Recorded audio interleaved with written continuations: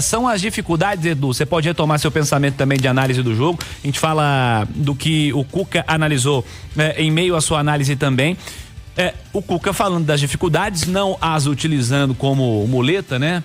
Mas são dificuldades que existem e nesse ano, com essa mudança impactante na regra, mais equipes grandes do futebol brasileiro vão passar aperto na primeira fase da Copa do Brasil, Edu. Esse tipo de jogo, quando você tem um favoritaço, e o Atlético era muito favorito, se você não faz um gol cedo, você vai se complicando, né? Porque você vai dando confiança ao adversário e o tempo vai diminuindo.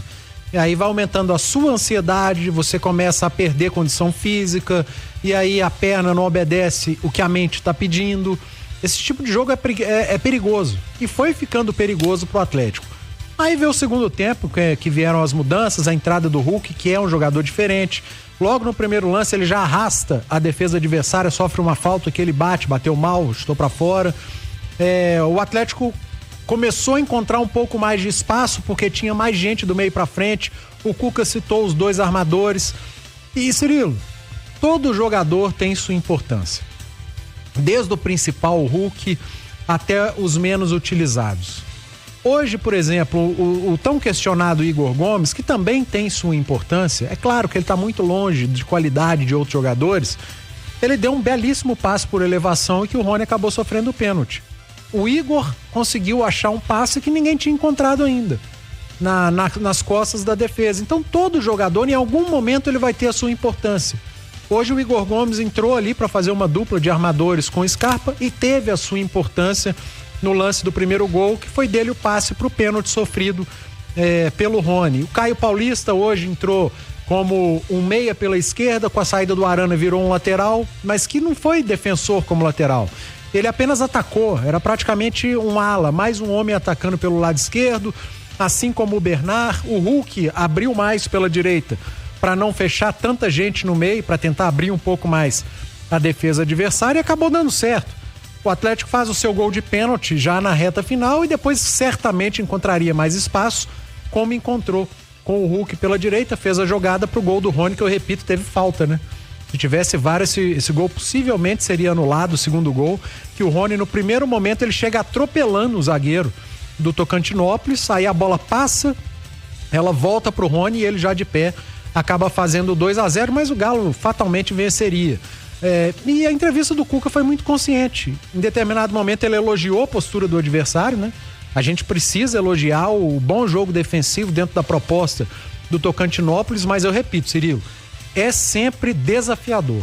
É um jogo muito perigoso. O Cuca citou outros fatores, né? Como algumas horas de viagem de ônibus depois do almoço. Cara, os jogadores já não estão mais acostumados com esse tipo de logística, né?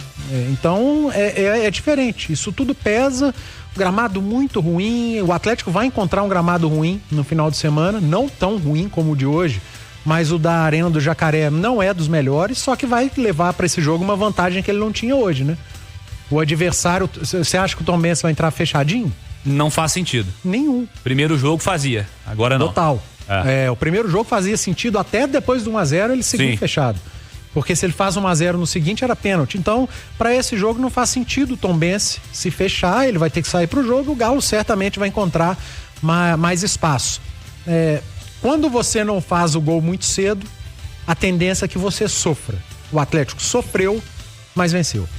O Cuca falou das dificuldades, né? E em meio a essas dificuldades, você falou da viagem, do deslocamento, ele tá falando também da falta de água, né? Não tinha água pros caras tomar banho. Você tá louco, cara. Isso aí não faz, desde o intervalo, aí não faz sentido, né? Isso a gente sabe o que é. Aí é a confederação cobrar que a competição dela, que paga 1,5 milhão só pra jogar, Ô, Cirilo, competição básica, né? Oi, Cláudio. Eu tava conversando aqui com o Vander Freitas, que é o nosso operador de áudio. A queda de energia, ela foi pelo menos no mínimo estranha, porque ela só aconteceu um pouquinho antes do intervalo. E aqui no setor de cabines e de vestiários. Logo depois voltou a energia elétrica e não caiu em nenhum momento no segundo tempo. Então assim, será que tiraram a energia só para os jogadores do Galo não pudessem tomar banho? Cara. Porque foi só na hora do intervalo, cara. Só assim, na hora. É maravilhoso que os clubes pequenos, clubes de Série D, tenham condição de jogar em seus estádios, de levar para suas cidades jogos desse tamanho, que a criançada tenha condição de tirar foto com o Hulk. Isso é muito bonito. Mas nós estamos falando de futebol profissional, estamos falando da Copa do Brasil, que para quem chegar na final vai pagar quase 80 milhões de reais.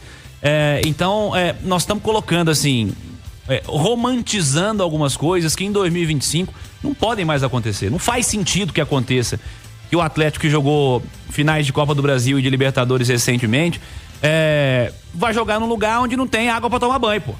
Assim, é básico, onde o gramado pega no tornozelo. Isso não faz sentido, é futebol profissional. Isso aí a CBF tem que estar em cima, não pode ser permissiva com situações como essa, que, repito, vão acontecer para tudo quanto é lugar na primeira fase, cara. A Federação Mineira padronizou a altura do gramado, né? Eu acho interessante isso. A qualidade é mais complicado, mas a altura do gramado padronizada, no campeonato estadual já acontece, né? Você tem um limite de altura que não pode passar, não pode ultrapassar. Hoje estava muito alto mesmo. Agora, gente, Copa do Brasil, mata-mata é difícil pra caramba. Não existe esse negócio de vencer sobrando. Uma hora ou outra acontece, cara. Você faz um grande jogo, sobra e vence. Mas geralmente são jogos sofridos. É claro que o torcedor queria que o Atlético passasse do Tocantinópolis com mais tranquilidade. E o Atlético poderia sim passar com mais tranquilidade se tivesse feito um gol mais cedo. O primeiro tempo do Galo não foi bom. Aí transformou o jogo num jogo mais sofrido. Mas Copa é isso, cara. Não adianta, ganhou, foi pra final aos trancos e barrancos, ganhou aos trancos e barrancos, isso é Copa. Às vezes você tem que chegar aos trancos e barrancos mesmo. Como o Atlético lá em 2013, perdia jogos fora, chegava aqui e ganhava. Na Copa do Brasil de 14 a mesma coisa. Ano passado a Copa do Brasil, jogos difíceis, gol no último lance do Hulk em São Januário. A Libertadores a mesma coisa, classificações ali no laço. Mata-mata é isso. O adversário às vezes ele vai se apegar a algo que vai dificultar muito. E você também vai se apegar a algo que vai dificultar a vida do adversário. É diferente de um campeonato por pontos corridos. E no mata-mata, o adversário às vezes não precisa ganhar, cara. Pra ele não ganhar já basta. E era o que o Tocantinópolis tinha pela frente hoje. Mas eu repito, o jogo foi muito condicionado pelo mau primeiro tempo que o Atlético fez. O primeiro tempo do Galo não foi bom. Mas a gente compreende, né? São os primeiros minutos ali pra você entender a característica do jogo, do campo de jogo. O Cláudio e o Caixa falaram a transmissão inteira do calor. O Caixa falou que a camisa dele estava molhada, encharcada, muito quente. Isso tudo conta, isso tudo pesa. Tem torcedor que não gosta, acha que não, tem que golear, que tem que passar por cima. O Atlético tem time pra fazer isso. Poderia ter goleado. Se faz um gol antes dos 15 minutos do primeiro tempo, a tendência é que nós tivéssemos uma grande goleada hoje. Mas não fez. Não fez um grande primeiro tempo. E aí condicionou o jogo a ser mais sofrido, mas no final das contas o Atlético acabou vencendo.